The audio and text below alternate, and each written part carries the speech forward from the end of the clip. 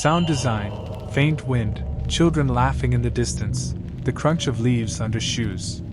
When I was finally old enough to go trick-or-treating without my parents, my family insisted I take my little cousin, Mia, along. She was a few years younger, shy, and always looked up to me like I was her hero. We had this unspoken rule: every Halloween, we'd wear matching costumes. One year, we went as Chucky and the Bride of Chucky, classic, funny, and guaranteed extra candy from the older folks. That night, the sky had that deep orange glow before the darkness settled in. We hit the first few blocks near her neighborhood, collecting candy from friendly faces and porch lights flickering behind cobweb decorations. Everything felt perfectly normal until we started heading toward the richer part of town. That area always gave the best candy bars, and we didn't want to miss it. By the time we got there, the streets were darker and emptier. Most kids were already heading home. I remember the chill that crept in, not from the cold, but from the quiet. That's when we noticed a car parked along the curb up ahead. Its trunk was open, and an older man stood beside it. He was tall, built, but something about him looked off. He was handing out candy straight from the trunk, no decorations, no lights, just a dark sedan and a man who didn't belong. As we got closer, I could feel Mia slow down beside me. The man turned his head slowly and grinned. "Hey, lovebirds," he said, voice raspy. "Want some free candy?" I forced a small laugh. No thanks. We're good," he chuckled. "Come on. Don't be shy. I got enough for both of you. Unless you'd rather share one." His eyes never left Mia. The way he said it, slimy, almost playful, sent a chill through me. I grabbed her hand and pulled her closer. "We said we're fine," I told him, walking past. But he didn't stop watching us. I could feel it, that weight of being followed without footsteps. Mia whispered, "He's still looking, isn't he?" Before I could answer, I heard his boots scrape against the pavement behind us. "Come on," he said. "Just a little kiss for a bag of candy." "Back off," I barked. The man laughed deep, bitter. "You kids are no fun anymore." He finally stopped following when we crossed the street. But the quiet after that wasn't comforting, it was worse. Every house we passed had turned off its porch light. No more kids, no more parents. Just the two of us, and the sound of our candy bags rustling. That's when I noticed headlights behind us. A car creeping along the curb at walking speed. My heart sank. It looked like the same car. I told Mia to keep walking and not look back. But she was trembling now, her hand squeezing mine like she was holding on for her life. We turned down a random side street, the car followed. That's when I knew we were being hunted. I whispered, "Run!" We sprinted, candy spilling everywhere. The car sped up. The sound of tires skidding behind us still echoes in my head. Then, before I could process what happened next, I heard Mia scream. I turned, she was gone. The man had her over his shoulder, running toward the car. I lunged forward, yelling, punching, clawing, doing everything I could to stop him. He didn't even flinch. He threw her into the back seat and slammed the door shut.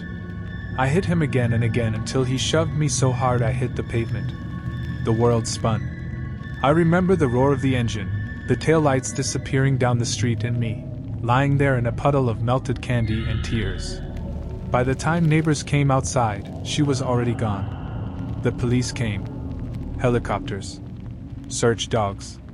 The entire neighborhood combed the woods, the parks, every nearby highway. But there was nothing, not a trace of Mia or the man. It's been years since that Halloween night, and her face still haunts me. I replay it constantly, the way her small hands slipped out of mine.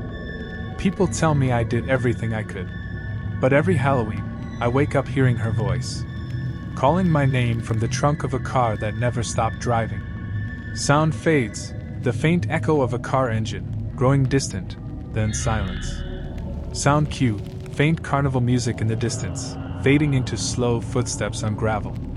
Halloween night has always been special for me and my grandson, Logan. He has special needs, so the little moments like picking a costume or choosing candy mean the world to him.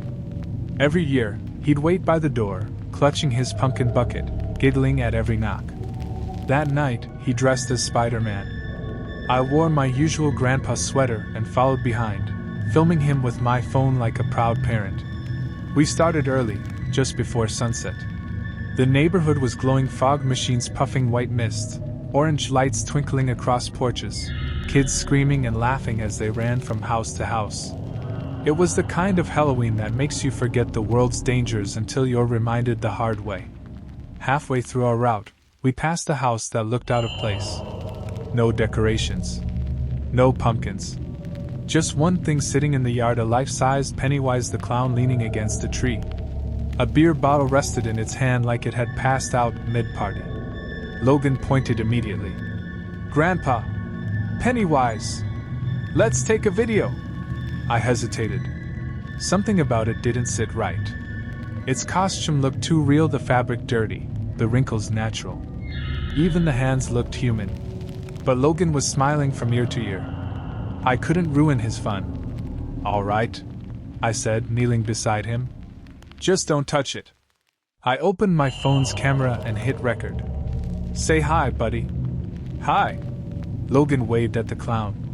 "You'll float too." I chuckled nervously and stopped recording. "Okay, that's enough creepiness for one night. Let's go." We walked away laughing, but something inside me told me not to look back. Still, curiosity got the best of me. I glanced at the video and froze. In the video, while we laughed and talked, the clown's head slowly turned toward the camera. Its eyes, wide, real, unblinking, were staring directly at us. I looked up from the phone, my heart racing. The clown was no longer slumped against the tree. It was standing now straight, facing us under the glow of the streetlight. I grabbed Logan's hand. "We're done for tonight." We started walking faster. I tried not to make it obvious, but my pulse was pounding in my ears. Every few steps, I glanced behind, and there he was.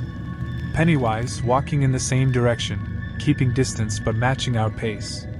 As we passed each house, the porch lights began to flick off one by one. It was like the entire neighborhood was shutting down around us. The laughter faded. The streets went silent. Only the sound of that clown's footsteps remained slow, deliberate, following us home. We turned left, then right, cutting through yards, trying to lose him. For a moment, I thought we had. We stopped under a street lamp, catching our breath. "Grandpa," Logan whispered. "Why are you shaking?" I forced a smile. "It's just cold, kiddo. That's all." Then a voice echoed from behind us. "Trick or treat." I spun around, and there he was.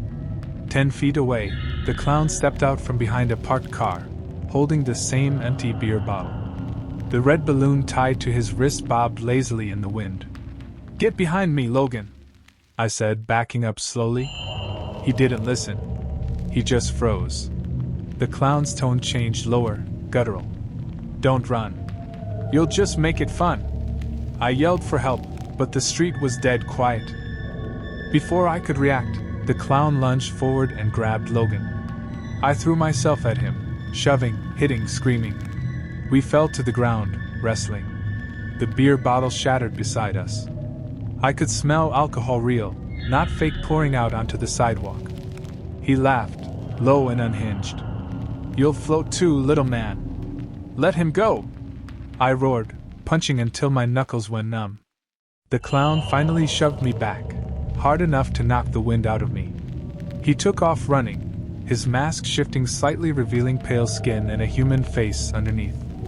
By the time I caught my breath, neighbors had started peeking out of their windows. Someone shouted, someone called 911. I turned to Logan. He was shaking, crying, but alive. He had a cut on his cheek and a bruise forming on his arm, but he was safe. The police caught the man later that night hiding behind a dumpster 2 streets away.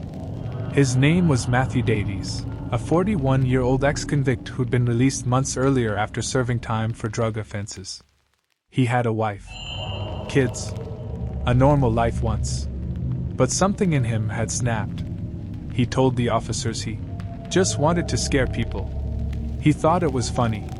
They charged him with assault and child endangerment, but that doesn't erase what he did or what my grandson saw. To this day, Logan won't wear costumes anymore. He won't even go near a Halloween store. And every time I see a Pennywise mask in a window, my stomach turns.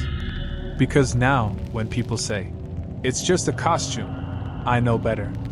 Sound fades, heavy breathing, distant police sirens, the faint squeak of a balloon's string brushing against the wind.